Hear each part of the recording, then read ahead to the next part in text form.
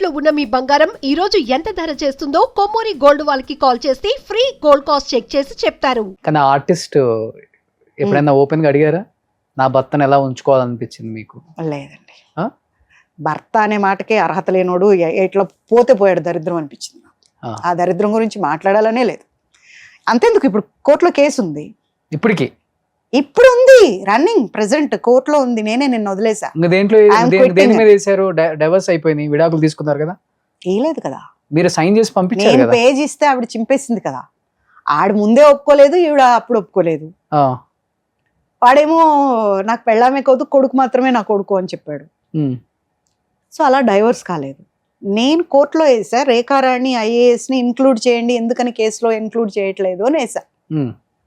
అప్పుడు sessions court వెకేషన్స్లో judge ఒకటే అడిగాడు, IAS అయితే ఏంటి, ప్రైమ్ మినిస్టర్ అయితే ఏంటి, ఒక ఆడదికి పెళ్ళైన ఆడదాని లైఫ్లోకి వెళ్ళింది ఆవిడ, పేరు ఇంక్లూడ్ చేయండి అని చెప్పి అక్కడ ఇచ్చారు ఆర్డర్.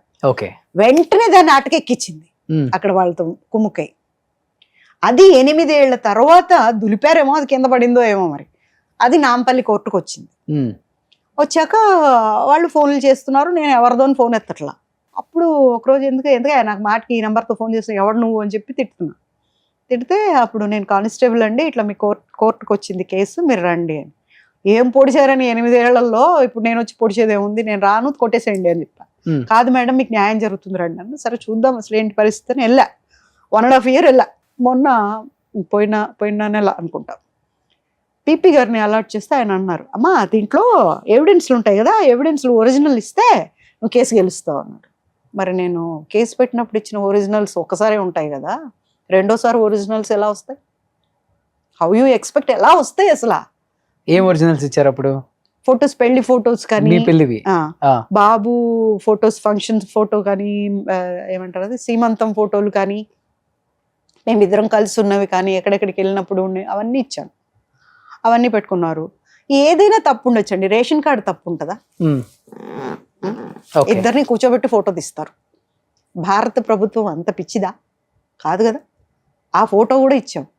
మళ్ళీ యాక్చువల్గా వాళ్ళు ఏమంటారంటే, మిమ్మల్ని నాకు హోంవర్క్ ఇస్తున్నారు, కేసు నేను పెట్టా, ఎందుకు, వీళ్ళందరూ సిట్టింగ్లో ఉన్నారు కదా, IASలు IPSలు MPలు వీళ్ళందరూ సిట్టింగ్లో ఉన్నారు. ఏం చేసినా DGP దగ్గరికి వెళ్తే రిపోర్ట్ తీసుకోరు, అక్కడి నుంచి పరిగెట్టాలి. పోలీస్ స్టేషన్కి వెళ్తే పోలీస్ స్టేషన్లో ఎవరు ఉండరు. చాలా దారుణంగా తిప్పారు నన్ను. తర్వాత ప్రెస్ అంతా వచ్చేసి నాతో కూడా వస్తే అప్పుడు తీసుకున్నారు. అక్కడ బాబు ఖాన్ ఎస్టేట్లో అక్కడ తీసుకున్నారు. ఇప్పుడు మీ ఫైట్ అతని మీద, ఆమె మీద, ఇంకా అతని దగ్గర ఆయన లేరు కదా ఇప్పుడు ఉన్నా లేకపోయినా ఫస్ట్ అయితే జరిగింది కదా. అన్యాయం జరిగిందా లేదా, అన్యాయం జరిగింది అనేది నా పోరాటం. నేనేమి, నాకు ఆవిడంది నీకు వద్దన్నావు కదా, నేను చేసుకుంటే నీకేంటి బాధ అని అడిగింది, మీడియాలో అడిగింది ఆవిడ నన్ను. నేను అనలేదే నాకు ఆవిడ కావాలని. ఎంగిల్ కంచం ఇంట్లో పెట్టుకుని అలవాట్లేదు నాకు, నాకు నచ్చలేదు, నా కంచం వేసి పడేస్తాను. అలాంటిది ఎంగిల్ కంచం నేను ఎందుకు పెట్టుకుంటాను ఇంట్లో? ఇంత తెలిసి ఇంత బాహాటం అయిన తర్వాత నిన్ను తెచ్చుకుని నేను ఎందుకు పెట్టుకుని, నేను అడిగానే ఏంటో ఆవిడ కావాలి నాకని. నేను అనలేదే, నాకు వద్దు. చాలా ఎందుకనో దేవుడు ఇలా చేశాడంటే, మా నాన్నగారు చనిపోయిన తర్వాత నాలో దూరాడేమో వద్దమ్మా అని. ఆ మాట నేను బయటికి వెళ్ళలేదు కదా, వాడు పారిపోయాడు, వాడు తప్పు చేశాడు, నేను కాదే. దాని తర్వాత మీ మీద ఇప్పుడు మర్డర్ అటెంప్ట్స్ జరగటం కానీ ఇవన్నీ మళ్ళీ నేను ప్రెస్ మీట్ పెట్టా కదా, అక్కడి నుంచి వచ్చిన తర్వాత నా వేలికి చిన్న గాయమైనా కూడా వీళ్ళు ముగ్గురే. IAS ఈమె ఆవిడందండి, వాళ్ళ అమ్మ రేఖారాణి వాళ్ళ అమ్మకు ఫోన్ చేసింది ఆవిడ. ఏంటి అది రెచ్చిపోతుంది అని చెప్పి నన్ను, అది రెచ్చిపోతుంది, కొంచెం ఎక్స్ట్రాలు చేసిందంటే లోపలేసి బ్రోదల్ కేసు పెడతాను. అది మా అబ్బాయి టీవీలో చూశాడు, మా కాదు విన్నాడు పక్కనే కూర్చొని. ఇంటికి వచ్చాక నేను చాలా బాధపడ్డా. ఎంత మాట అంది ఆవిడ నన్ను, ఏం తెలుసు వీళ్ళందరికీ, వాడు ఎంత మోసగాడో తెలిసి వీళ్ళకి ఏ మాయలో ఉండి ఈ మాటలు నన్ను అన్ననింది అనేసి. అంటే మా బాబు వచ్చి నన్ను, అమ్మా బ్రోదల్ అంటే ఏంటి అని అడిగాడు. ఒక్కసారి షేక్ అయిపోయాను నేను. దాటేయకూడదు, చెప్పాలి. నాన్న ఒక భార్య ఉండగా, ఒక మన అనుకున్న వాళ్ళు ఉండగా ఇంకొకళ్ళు చాలా మంది మెయింటైన్ చేస్తే వాళ్ళని అంటారు. అయ్యో రేఖారాణి ఆంటీకి ఎంత కష్టం వచ్చింది కదా పాపం, ఆవిడకి వాళ్ళ ఇంట్లో వాళ్ళు ఉంటే కూడా నాన్నని తీసుకెళ్ళింది కదా పాపం, బ్రోదలైపోయింది ఆంటీ అన్నాడు. మా బాబు అంతే, అప్పుడు 7 ఏళ్ళేమో. అంటే ఆవిడ అన్నమాట నన్ను ఇక్కడ కొట్టింది. బ్రోదల్ కేసు బుక్ చేస్తాను అంటే అంత తేలిగ్గా ఉంటారండి ఆడవాళ్ళు అంటే? నేను ఇండస్ట్రీయే కావచ్చు, ఇండస్ట్రీలో ఉన్న ఆడవాళ్ళు అంటే అంత తేలిక? మీరంతా గొప్పోళ్ళా? నాకు తెలుసు, వాళ్ళందరి చరిత్రలు నాకు తెలుసు. ఎవరి చరిత్ర ఐఏఎస్ ఈవిడ రేఖారాణి గారికి ఏముంది ఇవన్నీ నాకు కూడా తెలుసు. కానీ మర్యాద నేను ఊరుకున్నా. బట్ టైం వచ్చినప్పుడు ప్రెస్ మీట్ పెట్టి చెప్పా నాకేం జరిగినా కూడా వీళ్ళే దానికి కారణం అని చెప్పి. అప్పటి నుంచి ఇంకేం జరగదు. కానీ ఎప్పుడో అనిపించింది జరుగుతుందేమో ఒకవేళ అని, బట్ జరగదు. ఎన్ని సంవత్సరాలు అయింది జరిగి? 9 ఏళ్ళు అయిపోయిందిగా. 9 ఏళ్ళు అయిపోయింది. కేసు నేనే డ్రాప్ అయిపోయా. నాకు వద్దు, ఇది గెలవరు కేసు. దాంట్లో ఎవిడెన్స్లే లేవండి. నేను ఇంత కట్ట ఎవిడెన్స్లు ఇస్తే ఒక్కటి లేదు దాంట్లో. ఇప్పుడు మళ్ళీ తెమ్మంటున్నారు, అది కూడా ఆటే. ఇదంతా వాళ్ళు మింగిల్ అయి ఉన్నారు అందరూ. సో అంత కోల్పోయింది మీరు, మాటలు పడ్డది మీరు, కేసుల కోసం తిరిగింది మీరు, ఆర్థికంగా ఇబ్బంది పడ్డది మీరు, కుటుంబాన్ని లాక్కొని వచ్చి కొడుకుని అంటే తండ్రి వదిలేసి వెళ్ళిపోయినా కానీ ఈ పరిస్థితులలో, అంటే అలాంటి పరిస్థితులలో కూడా కొడుకుని ఆ స్థాయిలో ఉంచుకుంది కూడా మీరు, ఇప్పుడు బతకాల్సింది కూడా మీరే, సో సొసైటీలో నిలబడాల్సింది కూడా మీరే. నేనే ఇన్ని ఓడిపోకుండా గెలిచి ఇంత దూరం వచ్చారు కాబట్టి ఇంక ఇప్పుడు కూడా గెలుస్తారు. ఇంకా నేను గెలుస్తూనే ఉంటాను.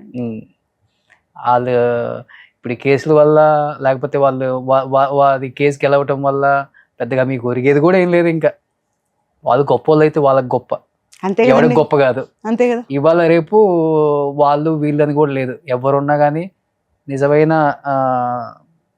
ఆధారాలు ఉంటే. ఒక ఛానల్లో వచ్చింది కదా, 1 month వాళ్ళే ఇచ్చారు టెలికాస్ట్. అప్పుడు ఆ ఛానల్ హెడ్ నాకు ఫోన్ చేశారు, అమ్మా బండబూతులు తిడుతుంది నిన్ను, పెళ్ళి అవ్వలేదంట, నువ్వు అబద్ధాలు చెప్తున్నావు అంటే ఎలా ప్రూవ్ చేసుకుంటావు అని. ఒక రౌడీని అప్పుడు చూసుండాల్సింది మీరు. అలా చేశాను నేను. రిజిస్టర్ ఆఫీస్కి వెళ్ళి మొక్కం మీద తన్నాను అతన్ని. నేను తన్ని ఇంత పెద్దగా ఉంటుంది రిజిస్టర్, ఒక్కొక్క పేజ్ ఇంత ఉంటుంది అక్కడి నుంచి ఇక్కడికి. ఆ పేజ్ ఓపెన్ చేసి దాంట్లో టక్క టక్క కొట్టాం. కొట్టి తీసుకుంటే మేము అక్కడి నుంచి డీజీపీ దగ్గరికి వెళ్ళాం. రిజిస్ట్రేషన్ డీజీపీ దగ్గరికి వెళ్ళే లోపల ఇది మార్చేస్తారు వాళ్ళు. మార్చేసి మీడియాకు వేరే చూపించారు. మేము అప్పటికే ఒరిజినల్స్ తీసేసాం కదా, అవి నేను ప్రొడ్యూస్ చేసి ఆ ఫొటోస్ చూపించా. ఇక్కడ గిల్లటం, వాళ్ళిద్దరు పెళ్లిలో గిల్లుకోవటం, గూగుల్లో ఫొటోస్ ఉన్నాయి కదా ఇప్పుడు కూడా. ఇక్కడ గిల్లుకోవటం, కాలు గిల్లటం, తాళి కట్టడం, ఇవన్నీ ఫొటోస్ అప్పుడు పెట్టిన తర్వాత అప్పుడు ఛానల్ హెడ్ నమ్మారు. నమ్మి ఒక్కవేళ నేను నిద్రలో లేచి ఇది టెలికాస్ట్ ఆపండి అన్నా కూడా ఆపకండి అని చెప్పి ఆర్డర్ వేశారు. అప్పుడు కంటిన్యూస్గా టెలికాస్ట్ అయింది కదా. అంటే ఒక ఛానల్ వాళ్ళు నన్ను నమ్మలా, అబద్ధం చెప్తున్నాను అనుకున్నారు. ఐఏఎస్ ఆఫీసర్తో గొడవ ఏంటి, ఎందుకు ఈమెకి ఎందుకు ఉంటుంది అన్నట్టుగా కొంచెం చిన్నగా చూశారు వాళ్ళు. ఇంకొక ఛానల్కి వెళ్ళి చెప్పిన తర్వాత మాకెందుకు ఇవ్వరు అని వీళ్ళు అలిగారు. ఇది మరి బాగుంది, ఫస్ట్ మీకే ఇచ్చాము ఆఫర్, మీరు టెలికాస్ట్ చేయలే, అక్కడ టైం అయిపోతుంది, అది బయటికి రావాలి, పెళ్ళి అయిపోతుంది. వాళ్ళు లేట్ చేసేసరికి పెళ్ళి అయిపోయింది. అప్పుడు ఇంకొక ఛానల్కి చెప్పాను. ఆధారాలు ఉంటే చట్టానికి ఎవరైనా ఒకటేనండి, ఎవరు చుట్టాలు కాదు. సో ఎన్డీ తివారీ గారు లాంటి దాన్నే చూసాం మనం, పెద్ద విశేషమేం కాదు. సో ఇవన్నీ దాటుకొని వచ్చారు, ఆ బెదిరింపులు అవన్నీ, వాటికి ఇవ్వాల లేక లొంగేవాడే లేడు ఎవడు. ఫస్ట్ ఆఫ్ ఆల్ అన్ని దాటుకొని వచ్చారు. 9 సంవత్సరాల తర్వాత కూడా లైఫ్ ని హ్యాపీగా లీడ్ చేస్తున్నారు. కొద్ది గొప్ప ఫైనాన్షియల్ గా ప్రాబ్లం ఉన్నా కానీ మీకు వచ్చిన ప్రాజెక్ట్స్, మీకు వచ్చిన ఆఫర్స్ తోనే మీరు నెట్టుకొస్తున్నారు. కానీ ఇండస్ట్రీలో పూజిత అంటే ఒక చిన్న బ్లాక్ మార్క్ కూడా లేదు. ఏం అలాంటిది అలాంటిది ఇలాంటిది అని మాట్లాడేవాడు కూడా లేడు. ఆ స్కోప్ కూడా ఇవ్వలేదు మీరు, కాబట్టి మీరే సక్సెస్ అయినట్టు. సో అందుకని నేను మీకే హ్యాట్సప్ చెప్తాను. సో బాబు 23 years వచ్చాయి, హ్యాపీగా జాబ్ చేస్తారు. ఒక 2-3 years తర్వాత హ్యాపీగా పెళ్లి అవుతుంది, మీరు ఒక ఫ్యామిలీ అవుతారు. సో ఇండస్ట్రీ కూడా పూజిత గారు మంచి మంచి సినిమాలు తీశారు. డెఫినెట్ గా ఆ ఓపెన్ గా చెప్పారు. ఫైనాన్షియల్ గా చాలా ప్రాబ్లం ఉన్నప్పటికి కూడా నేను ఎప్పుడు ఎవరికి చెప్పుకొని ఇలా చేయి చాపలేదు. ఉన్న దాంట్లోనే ఇంట్లో ఉన్న గోల్డ్ సిల్వర్ అమ్ముకొని నా కష్టమే నేను పడ్డాను. కానీ ఎవరిని చేయి చాచి, అంటే ఆమె అడిగితే ఇచ్చే వాళ్ళు చాలా మంది ఉంటారు, గొప్ప గొప్ప యాక్టర్స్ తో వర్క్ చేశారు. కానీ అది తనకి ఇష్టం లేదు, అలాంటి ఫ్యామిలీ నుంచి రాలేదు. దేహి అనే పొజిషన్ నాకు వచ్చినా నేను అడగకూడదు, నా కష్టంతో నేను బతకాలి. మర్చిపోయా ఒక్క ఇన్సిడెంట్ చెప్తాను. నరేష్ ఉన్నారు కదా, హీరో నరేష్. అవును, సీనియర్స్, పెద్ద నరేష్ గారు అన్నయ్య. ఆయన మాత్రం నేను హాస్పిటల్లో ఉన్నప్పుడు హెల్ప్ చేశారు. Hmm. మనం తిని లేదనుకోవడం, అది నాకు తెలియదు. నేను బెడ్ లో అన్కాన్షియస్ గా ఉన్నప్పుడు బాబు దగ్గరికి పంపించారంట, వాళ్ళు హెల్ప్ చేశారు ఓకే. ఆయన. సో ఇప్పుడు నేను అడిగితే అన్నయ్య నువ్వు ముందు ఇంటికి రా కోతి అంటారు. ఓకే. బట్ నేను కష్టంలో ఉన్నప్పుడు ఎప్పుడు కూడా మనం అలాంటి పని చేయకూడదు, అడుక్కోకూడదు. సో ఇండస్ట్రీ ఆమె ఏది కూడా ఫైనాన్షియల్ గా నేను ఇబ్బంది పడుతున్నాను, నాకు డబ్బు కావాలని అడగట్లేదు, మంచి క్యారెక్టర్స్ ఇవ్వండి. సో తెలుగులో చాలా సినిమాలు చేస్తున్నాం మనం, వెబ్ సిరీస్లని, ఓటీటీకి ఎన్నో చేస్తున్నాం. మంచి క్యారెక్టర్కి ఇప్పటికి కూడా అక్క క్యారెక్టర్లకి చాలా బాగా సూట్ అవుతారు పూజిత గారు. అమ్మ క్యారెక్టర్లకైనా మంచి క్యారెక్టర్స్ ఇచ్చి సపోర్ట్ చేసి, ఇలాంటి వాళ్ళు మన వాళ్ళని రోడ్డును పడకుండా ఫైనాన్షియల్గా అండ్ మన వాళ్ళని మనమే కాపాడుకోవాలి. అది మనకి గౌరవం. కాబట్టి మరి చేతులు జోడించి అడుగుతున్నాను, డైరెక్టర్స్ అండ్ ప్రొడ్యూసర్స్, మన తెలుగు వాళ్ళు టాలెంట్ ఉన్న వాళ్ళు చాలా మంది గొప్ప వాళ్ళు ఉన్నారు, అందరికి మంచి అవకాశాలు ఇవ్వాలని మనస్ఫూర్తిగా కోరుకుంటున్నాను. పూజిత గారు థ్యాంక్ యూ సో మచ్. ఏదో చాలా చిన్నగా ఉంటుంది మీ లోపల జర్నీ, అంటే మీ పర్సనల్ లైఫ్ అనుకున్నాను, కానీ ఇంత పెద్ద స్టోరీ ఉంటుంది, ఇంత జరిగిందని నాకు తెలియదండి. నిజంగా ఎప్పటి నుంచో ఇంత బాధను లోపల పెట్టుకొని ఇంత హ్యాపీగా సంతోషంగా నవ్వుతూ అందరిని నవ్విస్తూ మంచి విల్లీ క్యారెక్టర్స్ చేస్తూ అందరిని మెప్పిస్తున్నారు, అందరు మెప్పు పొందుతున్నారు. ఆ ఆశీస్సులే మిమ్మల్ని ఇంత దూరం తీసుకొచ్చాయండి. ఇంకపై కూడా ఇలాంటి ఆశీస్సులే మీకు ఈ ఇంటర్వ్యూ తర్వాత నాకు తెలిసి ఐస్ ఓపెన్ అయిపోతే. సో ఒకసారి అందరు ఐ ఓపెన్ అయిపోతే డెఫినెట్ గా ఇండస్ట్రీ కూడా మీరేంటో తెలుసుకుంది కాబట్టి మీకు ఒక వాల్యూ ఇస్తుందని నేను అనుకుంటున్నానండి. So be happy. Thank you. Strong women. Okay. So thank you so much. Thank you to.